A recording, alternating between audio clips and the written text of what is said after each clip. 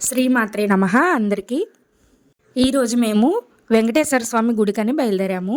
శ్రీదేవి భూదేవి సమేత కళ్యాణ వెంకటేశ్వర స్వామి గుడిది. ఈ ఆలయం కొత్తగా నిర్మించారు. ఎప్పటి నుంచో వెళ్దాం అనుకుంటున్నాము, కానీ ఇప్పుడు కుదిరింది. స్వామి అనుగ్రహం ఉండాలి కానీ మనం వెళ్లకుండా ఉంటామండి. ఈ ఆలయం అడ్రస్ ఎక్కడంటే తాడేపల్లిగూడానికి కుంచనపల్లి గ్రామంలో ద్వారకా నగర్లో ఉంది. ఈ స్థలంలో ఆలయ స్థలంలో ఒక రాతి మీద వెంకటేశ్వర స్వామి వారు వెలిసారట. అందుకే ఈ కుంజనపల్లి గ్రామస్తులందరూ చందాలు వేసుకుని ఈ ఆలయాన్ని నిర్మించడం జరిగింది. అందుకే ఈ ఆలయాన్ని స్వయంభూ వెంకటేశ్వర స్వామి ఆలయంగా కూడా పిలుస్తారు.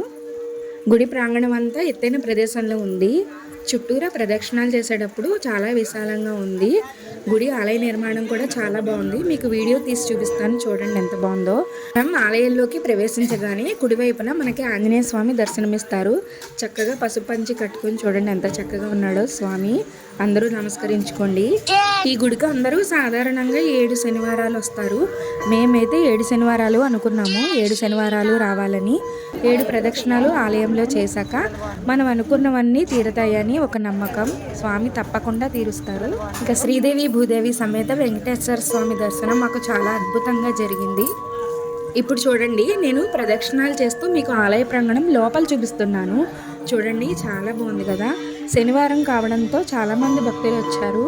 నేను ఇప్పుడు చూపిస్తున్న ఈ తలుపులో శ్రీదేవి అమ్మవారు ఉంటారు, కుడివైపున భూదేవి అమ్మవారు ఉంటారు, మధ్యలో ఏమో వెంకటేశ్వర స్వామి వారు ఉంటారు. చూడండి ఆలయం మొత్తం ఎంత చక్కగా ఉందో. ఆలయం వెనక వైపు చూపిస్తున్నాను మీకు. వెనక వైపు అయితే ఇలా ఉంటుంది. పసుపు రంగు పచ్చ రంగు కూడా కలిపి వేశారు పెయింట్. ఎంత బాగుందో చూడండి. ఇంకా నిర్మాణ పనులు జరుగుతూనే ఉన్నాయి. ఆలయంలోకి వెళ్ళగానే ఏదో తెలియని ప్రశాంతత. ఎంత చక్కగా ఉందో.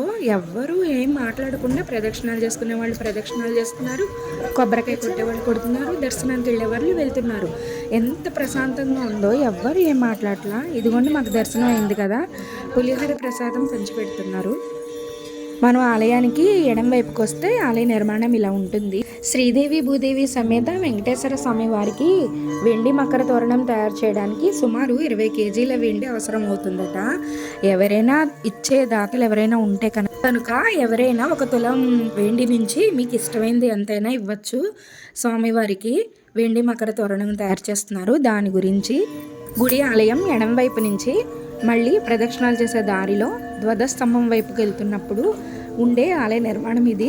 ఎంత బాగుందో చూడండి. చక్కగా నిర్మించారు. డే టైంలో అయితే మనకి ఆలయ నిర్మాణం అంతా చూడొచ్చు. అదే నైట్ టైం అయితే లైటింగ్ కనపడుతుంది. మనకి డే టైం కాబట్టి ఆ శిల్పాలు ఎలా చెక్కారు, ఏమేమి దేవతలను ప్రతిష్ఠించారు, ఇవన్నీ మనకి ఆలయ గోపురం మీద కనపడతాయి. చూసారా ఎంతమంది వచ్చారు. శనివారం కదా, చాలామంది వచ్చారు. చూడండి ఎంత అద్భుతంగా ఉందో. ఆ పచ్చ రంగు పసుపు రంగు ఎంత అద్భుతంగా ఉందో చూడండి ఆలయంలో. మనకి దర్శనం అయిపోయాక స్వామివారి ప్రసాదం తీసుకోవడమే. పులిహోర చాలా బాగుంది ప్రసాదం. ఇదిగోండి ధ్వజస్తంభం, అందరూ దర్శించుకోండి. మనం స్వామివారిని దర్శించుకున్నాక ఆలయం నుంచి బయటకు వస్తే ఎదురుగా ఆలయం నిర్మాణంకి ఎదురుగా హోమశాల ఒకటి ఉంది. ఇక్కడ హోమాలు ఏమైనా కావాలంటే చేస్తారు, జరిపించుకోవచ్చు. హోమాలు చేస్తారు. నేనైతే ఈ హోమం చేసిన విభూది ధరిస్తున్నాను.